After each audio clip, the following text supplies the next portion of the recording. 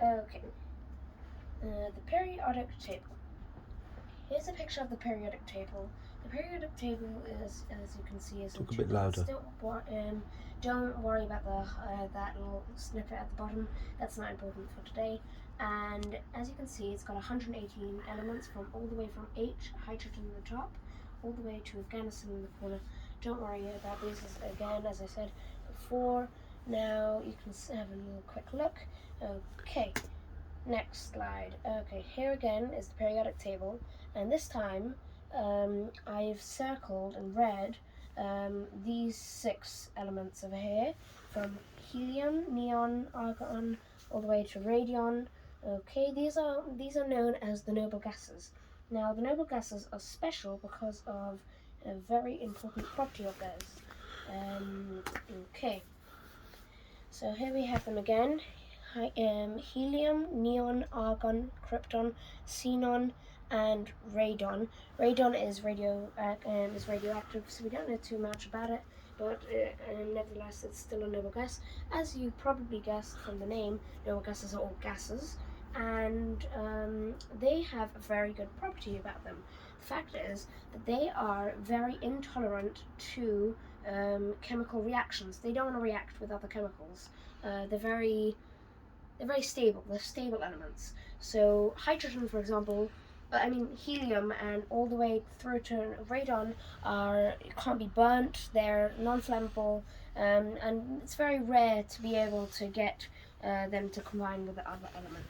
Okay, and now we're going to find out why. Okay, so over here on the left, I've got a picture of what a helium atom would look like, and on the right, I've got a neon atom. Now, as you can see, there are 2 arrows. One arrow is pointing to the outermost shell of the helium, and one. Okay, now over here we've got a electron. Stop. Okay, over here we've got an atom of helium, and over here we've got an atom of neon. Now we've got 2 arrows, one pointing to the outermost shell of the hydrogen, the helium, and one pointing to the outermost shell of the neon. Now, why they're pointing to this is because, as you can see, the neon has 8 electrons. There's 8 little grey dots around its outermost shell. Those are representing the electrons. Now, these electrons, what's so special about them is that when 2 atoms collide, it will usually bump the first electron off the outermost shell, and that will circle around both atoms. Whereas with the noble gases, because there's so many electrons, it's very hard for 2 atoms to collide, right?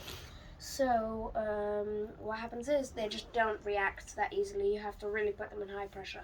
Whereas the helium atom, as you noticed, only has 2 electrons in its outermost ring.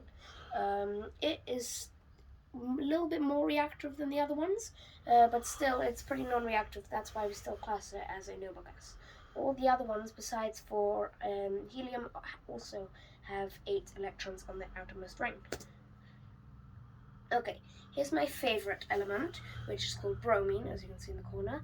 And bromine, the reason it's in this bottle and it's not just laying out on the table or something, is because it's a neurotoxic chemical, which means that it's deadly to the brain.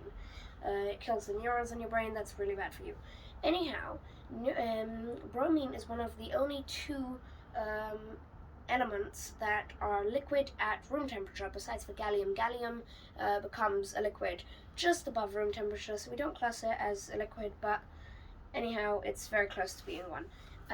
Now, bromine, the reason it's so deadly is because it has a very low boiling point, so it lets off a red vapor all the time. It's always evaporating, and if that gets breathed in, you're toast within a few minutes.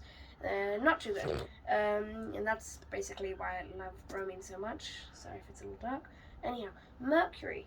Mercury is the second liquid metal, liquid element. It is a metal. As you can see, it's metallic and it's all shiny. It has a little bit of a mirror glossy look, and that's because it is a metal. And mercury it is also a neurotoxin, but the fact is that mercury can be held and touched and whatever. You don't have to be doesn't have to be in the bottle like the bromine. But the reason for this is that mercury has a very high boiling point, and so therefore it doesn't have any evaporation going on while it's out on the table, and so therefore gas is not coming in and you won't breathe it in. But if you were to take mercury up to a very high temperature, yes, you would have to wear a gas mask, and yeah, you wouldn't really have it out on the table. It would be even more toxic than bromine. Now, that's just a little bit of mercury for you. And then we've got a chemical that everyone should know, H2O, otherwise known as water. Now, H2O is made of, as you can see, 2 times H, which equals hydrogen, plus 1 times O, which equals oxygen. So H2 plus O. Now you may ask, where's the 2 coming from? And the answer to that is that in order to make H2O, you need 2 atoms of hydrogen and 1 atom of oxygen in order to make the molecule of H2O. So that explains the 2. And that brings us to the end of the slideshow. The end. Thank you.